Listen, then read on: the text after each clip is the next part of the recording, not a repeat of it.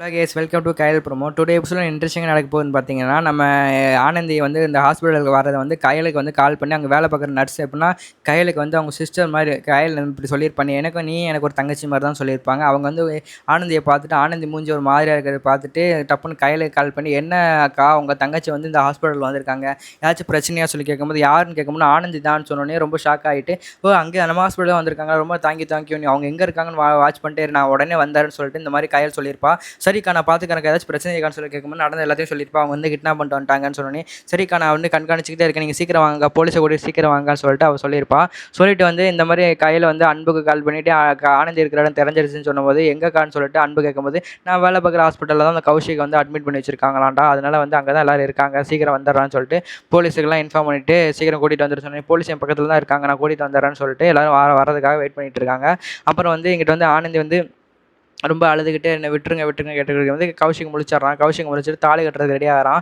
அம்மா நான் தாலி கட்டினாமான்னு சொல்லி கேட்கும்போது, என்னை விட்டுரு கௌஷிக், புரிஞ்சுங்க சொல்லி கேட்டுக்கிட்டு இருக்கும்போது கௌஷிக் சொல்கிறான், என்ன நீ எனக்கு ஒன்றும் புரியலை, வந்து எதுக்கு என்ன பிடிக்காத ஒரு ரீசன் சொல்லு, நான் அழகாக இருக்கேன், பணக்காரன், எதுக்கு என்ன பிடிக்கலன்னு சொல்லிட்டு இந்த மாதிரி கேட்டுட்டு இருக்கும்போது ஆனந்தி சொல்கிறா, என் மனசில் வேற ஒருத்தர் இருக்காண்டா அப்படின்னு சொல்லும்போது, அப்போ நீ என்ன லவ் பண்ணலையான்னு சொல்லிட்டு ரொம்ப கௌஷிக் வந்து ரொம்ப அந்த பழைய ஏற்கனவே அந்த மாதிரி ஒரு பொண்ணு வந்து கௌஷிக் வந்து அந்த பொண்ணுக்கு ப்ரொப்போஸ் பண்ணியிருப்பான். அந்த பொண்ணு வந்து ரிஜெக்ட் பண்ண ஒரே ரீசனுக்காக அந்த பொண்ணு வந்து அடிச்சு கொண்டு வீட்டுக்கு பின்னாடி கார்டனில் பேச்சு வச்சிருப்பாங்களா, அந்த விஷயத்தை வந்து அவங்க அப்பா சொல்கிறாங்க, இங்கே பாரு என் பையனை பற்றி உனக்கு தெரியாது, ஏற்கனவே எப்படி தான் என் பையன் வந்து ஒரு பொண்ணுக்கு வந்து ப்ரொப்போஸ் பண்ணான், அந்த பொண்ணை ரிஜெக்ட் பண்ண ஒரே ரீசனுக்காக அந்த பொண்ணை அடிச்சு கொண்டுட்டான் அப்படின்னு சொன்னோடனே கௌஷிக் வந்து ரொம்ப கோவப்பட்டு சிசர் எடுக்கிறான் குத்துறதுக்கு. நீ சாவடி, எனக்கு கிடைக்கிறது யாரே கிடைக்கணும்னு சொல்லிட்டு மாவீரன் பட டைலாக்லாம் விட்டுட்டு கொல்றதுக்காக பக்கத்தில் போகிறான். அவட அவங்க அப்பா பிடிச்சிடுறாங்க. இங்கிட்ட வந்து மீனாட்சி வந்து ஆனந்தியை பிடிச்சிக்கிறா. கௌஷிக் சும்மாறான்னு சொல்லிட்டு இருக்காங்க. இந்த வீடியோ ஃபுல்லாக பாருங்க, நான் டீட்டெயிலாக எக்ஸ்பிளைன் பண்ணுறேன். நம்ம சேனலுக்கு நீங்கள் புதுசாக வந்துருந்தீங்கன்னா நம்ம சேனல் மறக்காம சப்ஸ்கிரைப் பண்ணி வச்சுக்கோங்க, மறக்காம பெல் ஐக்கானை கிளிக் பண்ணி வச்சுங்க. அப்போ தான் நாங்கள் போகிற வீடியோஸ் எல்லாமே உங்களுக்கு உடனே வரும். வாங்க வீடியோக்களை போகலாம். அதோட எப்படின்னா அந்த ஆனந்தி இருக்கிற இடம் தெரிஞ்சோடனே கையில் வந்து பாலுக்கு இன்ஃபார்ம் பண்ணி கூட்டிகிட்டு வந்துட்டு இருக்காங்க ஹாஸ்பிட்டலுக்கு. அப்புறம் வந்து இங்கிட்ட வந்து ஆனந்தி வந்து ரொம்ப ஃபீல் பண்ணிகிட்டு இருக்கா, என்னை விட்டுரு கௌஷிக், என்னை விட்டுருன்னு சொல்லிட்டு அழுதுகிட்டு இருக்கா. அதே மாதிரி இங்கிட்ட வந்து அனு பாப்பாவும் என்னை எங்கள் அத்தையை விட்டுருங்கன்னு சொல்லிட்டு அணு காலத்துலேயே கத்தி வச்சுட்டு இருக்கான் அந்த டிரைவர். இந்த மாதிரி பண்ணிகிட்டு இருக்கும்போது கௌஷிக் வந்து கொலை பண்ண ட்ரை பண்ணிகிட்டு இருக்கான். அப்போ வந்து ஆனந்தி அங்கிட்ட ஓடி வந்து கதவு திறக்க ட்ரை பண்ணுறா அப்படின்னா ஹாஸ்பிட்டல் டோரை.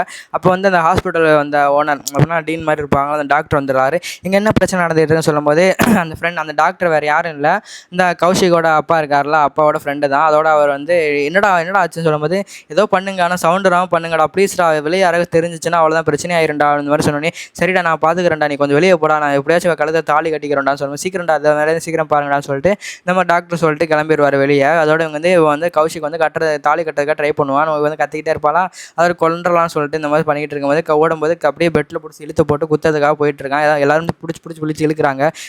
என்னடா பண்ணுற கௌஷிக், விட்றான்னு சொல்லிட்டு இருக்காங்க. அதோட அவங்க அப்பா வந்து இந்த மாதிரி சொல்கிறாங்க, ஒழுங்காக தாலியை வாங்கிக்கோ, இல்லாட்டா என் பையன் கையில் செத்துருவேன்னு சொல்லிட்டு இந்த மாதிரி சொல்லிட்டு இருக்கும். உன்னை யாராலும் இங்கே காப்பாற்ற முடியாதுன்னு சொல்லிட்டு மீனாட்சி சொல்லிட்டு இருக்காங்க. ப்ளீஸ் என்னை விட்டுருங்க, அதுக்கு நீங்கள் எனக்கு கொண்டே போட்டுடலாம்னு சொல்லிட்டு இந்த மாதிரி சொல்லிக்கிட்டு இருக்கா ஆனந்தி. இங்கே பாரு என் பையன் கொள்றானோ இல்லையோ, நான் உன்னை கொண்டுருவேன், ஒழுங்காக மாதிரியே என் பையன் காலத்தில் தாலியை வாங்கிக்கோன்னு சொல்லிட்டு இந்த மாதிரி சொல்லிக்கிட்டு இருக்காங்க. சொல்லிகிட்டு இருக்கும்போது இந்த மாதிரி கரெக்டாக கையில் அந்த இடத்துக்கு வந்துடுறா. கையில் வந்ததுக்கப்புறம் இந்த டாக்டர் அப்போ நர்ஸு தானே கால் பண்ணி வர சொன்னாங்க. நர்ஸுகிட்ட வந்து இந்த மாதிரி கையில் பேசிகிட்டு இருக்கா.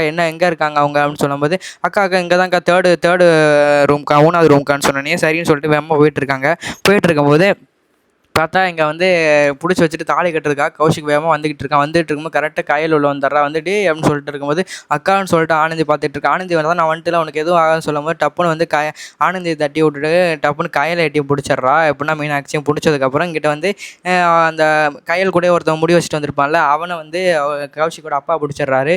இப்போ தாலி கட்டுறா. இங்கே பாரு உன் அக்கா வந்தால் மட்டும் உனக்கு காப்பாற்ற முடியுமா, எப்படி மோப்பம் முடிச்சு வந்துட்டா பாருவேன், அவள் தங்கச்சியை காப்பாற்றுறதுக்கு சரியான இவளாக இருப்பா போலன்னு சொல்லிட்டு இந்த மாதிரி வந்து மீனாட்சி சொல்லிட்டு இருக்கும்போது, இங்கே பாருங்க நீங்கள் வந்து என் தங்கச்சிக்கு மட்டும் அவன் தாலி கட்டினா நடக்கிறது வேறு போயிடும், இங்கே பாருங்கள் கௌஷிக் சும்மா கௌஷிக் இது பண்ணிக்கிட்டு இருக்கான்னு சொல்லிட்டு இந்த மாதிரி கையில் சொல்லிக்கிட்டு இருக்கா. இங்கே பாரு நான் வந்து அந்த பையனுக்கு வந்து நல்லா வாழ்க்கை அமைச்சு கொடுக்குறதுக்காக என்ன வேணா பண்ணுவேன், அதுக்காக ஒன்னே கொள்ளுவேன், அவன் தங்கச்சி கொள்ளுவோம், குடும்பத்தையே கொண்டுரும் இந்த மாதிரி சொல்லிக்கிட்டு இருப்பேன், என் உயிரே போனாலும் சரின்னு சொல்லிட்டு கையில் சொல்லிக்கிட்டு இருப்பேன். உன் பையனை வந்து என் தங்கச்சி கழுத்தில் தாலி கட்ட விட மாட்டேன்னு சொன்னோன்னே, என்ன புரிஞ்சுக்கிறாம எல்லாரும் பேசிக்கிட்டு இருக்கீங்கன்னு சொல்லிட்டு இந்த மாதிரி இவன் சொல்லிக்கிட்டு இருப்பான்.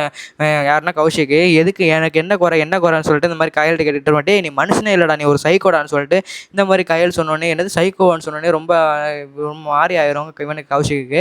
அப்படியே மீனாட்சி அடியே என்னடி சொன்னேன் என் பையனை சைக்கோன்னு சொல்கிறியான்னு சொல்லிட்டு, ஆமாம் சைக்கோன்னு சொல்லாமல் ஏற்கனவே அப்படி தான் ஒரு பொண்ணை கொண்டு கார்டனில் பேச்சு வச்சு எனக்கு தெரியாது நினச்சிக்கிட்டு இருக்கீங்களா அப்படின்னு சொல்லிட்டு இந்த மாதிரி கையில் சொன்னோன்னே இவளுக்கு எப்படி தெரியும் இதெல்லாம் அப்படின்னு சொல்லிட்டு இருக்கும்போது அதுக்குள்ள எல்லாம் தெரிஞ்சிருச்சு. போலீஸ் அரெஸ்ட் பண்ணுறது தான் வந்துட்டு இருக்காங்க.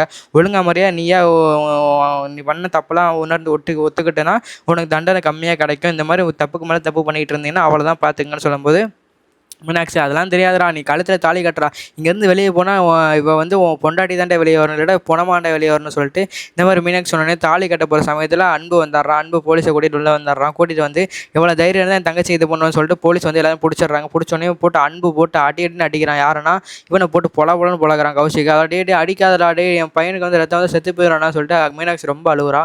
இதெல்லாம் நினைக்காம போட்டு அடின்னு அடிச்சு தரன்னு வெளியே இழுத்துட்டு போகிறான் அப்படின்னா அடிச்சு.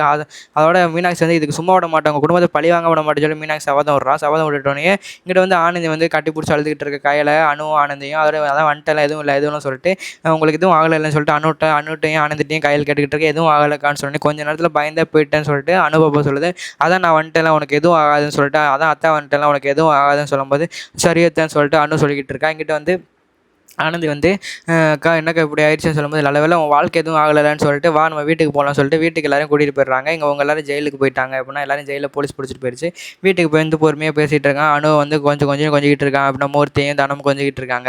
இங்கிட்ட வந்து காமாட்சியும் வந்து அந்த மாதிரி பேசிக்கிட்டு இருக்கான். நல்ல வேளை ஆனந்தியோட வாழ்க்கை எவ்வளோ டேஞ்சராக போச்சு, நல்லவங்க மாதிரி நடிச்சு நம்ம குடும்பத்தை இப்படி ஏமாதி இருக்காங்கன்னு சொல்லும்போது, நானும் நல்லவன் நம்பி ஏமாந்து நிறைய பொண்ணு வாழ்க்கையை நானே கெடுத்துருப்பேன்னு சொல்லிட்டு இந்த மாதிரி காமாட்சி அழுது அப்படின்னா ரொம்ப ஃபீல் பண்ணி பேசிகிட்டு இருக்கும்போது, அம்மா நீங்கள் என்னம்மா அழுதுகிட்டு இருக்கீங்க, நம்ம தர்மலிங்க பெரியப்பாக்கே தெரில, ஃப்ரெண்டு அவங்களுக்கே தெரில, நம்மளுக்கு எப்படிமா தெரியும், அவங்க நல்லவங்க மாதிரி நடிச்சு ஏமாற்றுவாங்க நம்ம கனவாக கொண்டோம், ஆனால் நம்ம பார்க்குறதுக்கு நல்லவங்களே இருந்தாங்க, ஈஸியாக நம்ம நம்பிட்டோம், அவங்க சுயரம் போது இப்போ தான் நம்மளுக்கு தெரிஞ்சிச்சு. நல்ல வேளை ஆனந்திக்கு வந்து அவங்களுக்கு தாலி கட்ட விடாமல் நம்ம தடுத்துட்டோம், தாலி மட்டும் கட்டியிருந்தால் என்ன நடந்திருக்கோம்னு சொல்லிட்டு இந்த மாதிரி சொல்லிக்கிட்டு இருப்பாங்க.